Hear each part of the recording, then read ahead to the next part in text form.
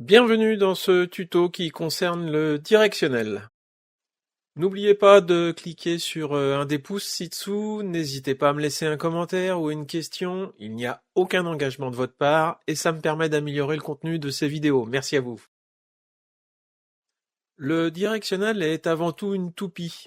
Vous avez déjà essayé, plus elle tourne vite et plus elle reste droite longtemps. Pour faire simple, la masse en mouvement produit un ensemble de forces qui stabilisent son axe. Comme le frottement réduit la vitesse de rotation, ces forces s'amenuisent et la toupie finit par s'arrêter. En résumé, plus la vitesse est importante et plus la toupie est stable au point de s'affranchir des effets de la gravité. Le directionnel utilise la propriété de la toupie. Avec une petite différence, l'axe du rotor est positionné à l'horizontale. Le rotor est en métal, il peut être entraîné en rotation soit par un moteur électrique, soit ici par un flux d'air qui vient pousser les godets tel un moulin à eau.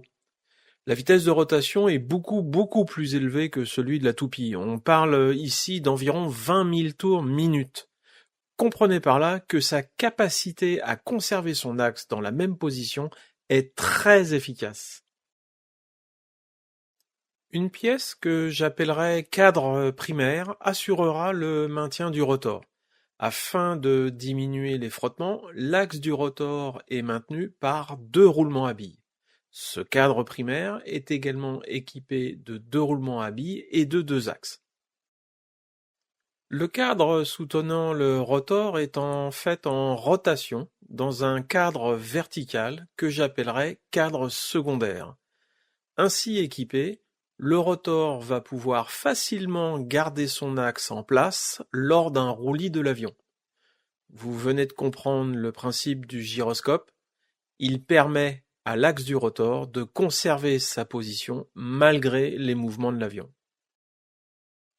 Le cadre secondaire est également équipé de deux axes et leur roulement afin de permettre la rotation de l'ensemble autour de son axe vertical. Ces deux axes sont solidaires du boîtier du directionnel.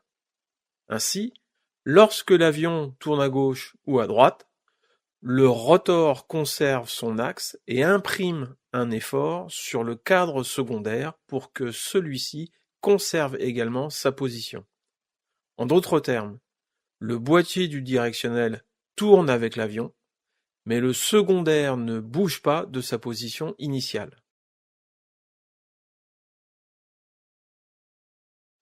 En plaçant une rose de cap solidaire du cadre secondaire et un index solidaire du boîtier, il est possible de quantifier la rotation angulaire réalisée par l'avion.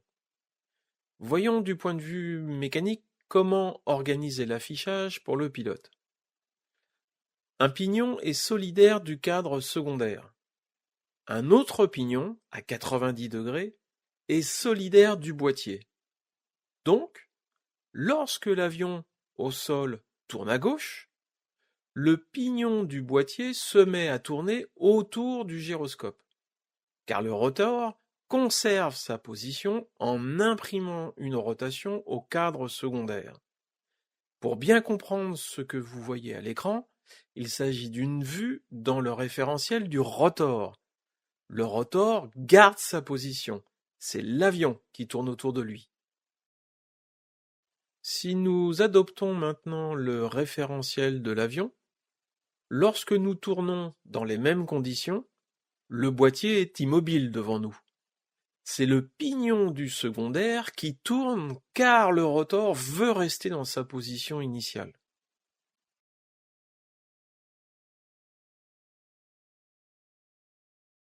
Ajoutons la rose décap du boîtier et une rose décap solidaire du secondaire. Regardons la même scène au ralenti. L'avion est orienté vers le nord. La rose du directionnel indique le nord. L'axe du rotor est orienté vers la droite de l'avion, soit à l'est. Tournons sur la gauche de 90 degrés. L'avion est au 270, alors que le rotor est toujours sur 90 degrés. il est resté sur sa position initiale.